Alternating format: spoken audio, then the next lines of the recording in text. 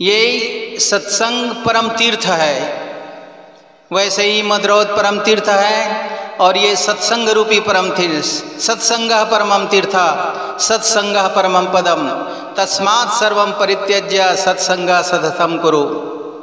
सज्जनों, आप सब जितने बैठे हैं सब ज्ञानी हैं, लेकिन मात्र ज्ञान, बाह्य ज्ञान से हमारा आत्मा की कल्याण होने वाला नहीं है। दृष्ट्वा जन्म जरा विपत्ति मरणम त्रासम च नोत्पद्यते पित्वा मोहमयी प्रमाद मदरामोन्मुक्त भूतम जगत बोले। सब कुछ जान रहे हैं, देख रहे हैं, काल हमारे सामने खड़ी है,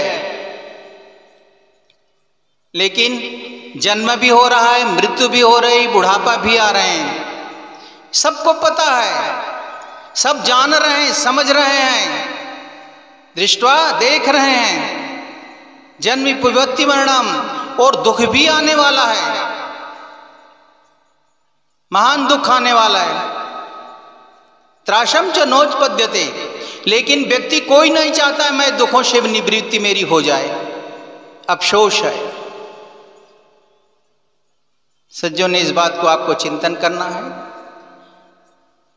यहाँ के जो कार्य करने वाले हैं, यहाँ के व्यवस्थापक हैं, मैं उनको भी नमन करता हूँ। इतना भव्य कार्यक्रम आप सबों के लिए किया है और हमारे बीच दो महान व्यक्ति हम सबों को छोड़कर चले गए, जिसमें पूर्णिया से परम पूज्य धर्मस्वरूप साहिब जी और गुजरात करखड़ी से परम पूज्य श्री ज्ञान साहिब जी। ये अद्वितीय व्यक्ति थे, विद्वान थे, तपस्वी थे, त्यागी थे। अब हमें कहाँ मिलेगा? निरपेक्षम मुनिर्शांतम निर्वैरम समदर्शनम अनुब्रजा में हम पुएत संगग्रेणुवि। सज्जनों, ऐसी बात नहीं है हमें संतों से कुछ नहीं मिलता, नहीं, संतों से जीवन बदल जाता है। देखिए, यदि हमें संत ना मिलते तो आज हमारी जीवन ऐसी नहीं होती, पता नहीं मर जाते क्या करते। तो भगवान श्री कृष्ण कहते हैं कि निरपेक्षम मुनिर्शांतम निर्वैरम समदर्शनम अनुब्रजा में हम पुएत संगग्रेणुवि। मैं ऐसे संत जो तपस्वी हैं, जो मान प्रतिष्ठाओं से मुक्त हैं, जो धन संपत्ति और लेने देने इसके प्रपंच से मुक्त हैं, ऐसे जो तपस्वी गण हैं, जो अपेक्षा रहे तो अपेक्षा नहीं है, कोई कुछ भी बोले, ऐसे जो मुनि हैं, त्यागी हैं, तपस्वी हैं, यहाँ सब त्यागी और तपस्वी बैठे हैं। जगत हिताय, जगत के कल्याण के लिए इन्होंने सब कुछ, जगत जो सुख मिलता है भौतिक सुख, उनको त्याग करके बैठे हैं। क्या है देखो, कुछ भी तो नहीं है इन संतों के पास। आप जो देते हैं उसी से जीवन निर्वाह होता है। तो ऐसे निरपेक्ष मुनि संत जन हैं जो एको देव सर्वभूतेषु गूढ़ा सर्वव्यापी सर्वभूतांतरात्मा बोले। ये आत्मा सब में गुप्त रूप से है, उनके दृष्टि सब बराबर है, चाहे वो किसी भी जन्म, किसी भी घर में जन्म हो, किसी धर्म में जन्म हो। और यहाँ तक बताया कुत्ता, कुकर, सूकर, इनमें भी वही शुद्ध चैतन्य आत्मा अपने कर्मों से छिपा हुआ है। ऐसे एको देव सर्वभूतेषु गूढ़ा, सर्वव्यापी जो है आत्मा अंदर में छिपा हुआ है। ऐसे महात्मा हैं, उनके पीछे पीछे इसलिए घुमा करता हूं। ये कृष्ण कह रहे हैं निरपेक्षम मुनिर्शांतम निर्वैरम समदर्शनम, निर्वैर रहित, की राग द्वेष से रहित हैं, काम क्रोध से रहित हैं। ऐसे जो संत गुणजन यहाँ पधारे हुए हैं, मैं उनके पीछे पीछे इसलिए घुमा करता हूं, उनकी चरणों की धूल अनुब्रजा में हम पुएत संगग्रेणुवि भी बोलते हैं। उनकी चरण की धूल यदि हमारे मस्तक पे लग जाए तो हमारा कल्याण हो जाए। ये कौन कह रहे हैं? योगी राम, योगीराज कृष्ण कह रहे हैं। राम भी कहते हैं, आज धन्य मैं सुनो मनीषा, तुम्हारे दरस जाएग खीसा, बड़े भाग पाइए सत्संगा, और बिना ही प्रयास होई भवभंगा। सज्जनों, याद रखो, आप इस कान से सुनते हो और इस कान से खत्म कर देते हो, ऐसा नहीं होना चाहिए। उस पर अमल करना है। संत समदर्शी हैं और आपको जगाने आए हैं और आपको अमृत की वर्षा बरसाने आए हैं। संत बड़े निर्मल होते हैं, संत बड़े निष्कामी होते हैं, संत बड़े परमार्थी। मैं एक संत की बात बताता हूँ। 10 मिनट की समय है, 5 मिनट तो हो गया, अब 5 मिनट में क्या बताएंगे।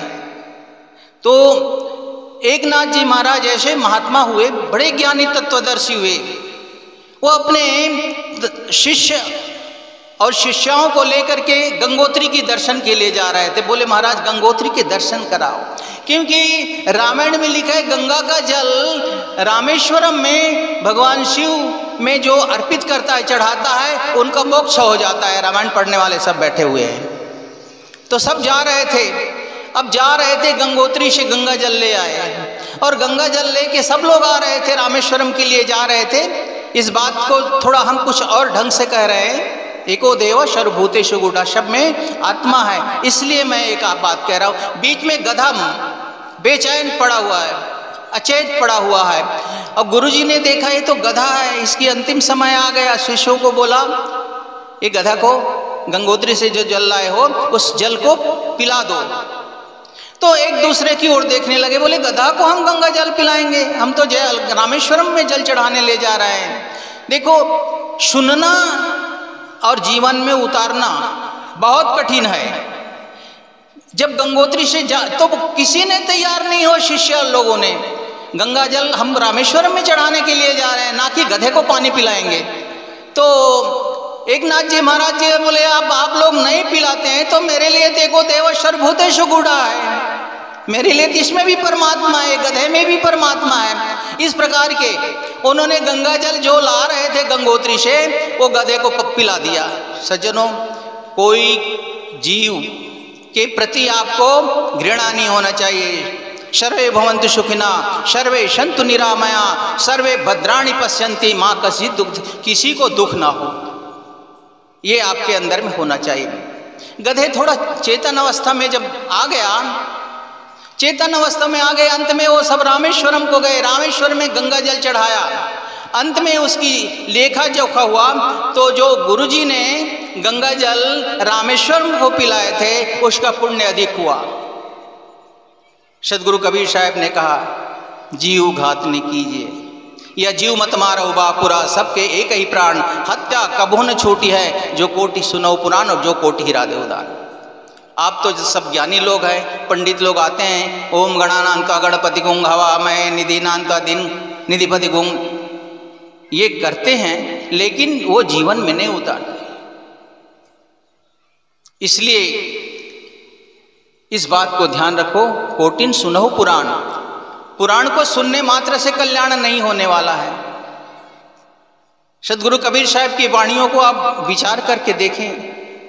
भाई रे दुई जगदीश के हाथे आया, कौ ने बौराया, अल्लाह राम करीमा केशव हरि हजरत नाम धराया। परमात्मा की लड़ाई नहीं होनी चाहिए, जात की लड़ाई नहीं होनी चाहिए, वैमनस्यता नहीं होनी चाहिए। प्रेम अद्भुत है। बजा घंटा न जा मंदिर, न मस्जिद में दुआ करना, न मत्था टेक गुरुद्वारा, न गिरजा में दुआ करना। बहुत कितना सुंदर वाक्य है। बजा घंटा, यदि आपके अंदर में प्रेम है, यदि अंदर में दया है, तो कोई आवश्यकता नहीं है मंदिरों में जाके घंटा बजाने की। बजा घंटा न जा मंदिर, और मंदिर में जाके घंटी बजाने की जरूरत न मत्था टेक गुरुद्वारा, न गिरजा में दुआ करना कहते हैं। सभी जीवों के दिल को मंदिर और मस्जिद बना लेना, यही पूजा है, सुख के हर दिल चढ़ा लेना। सज्जनों,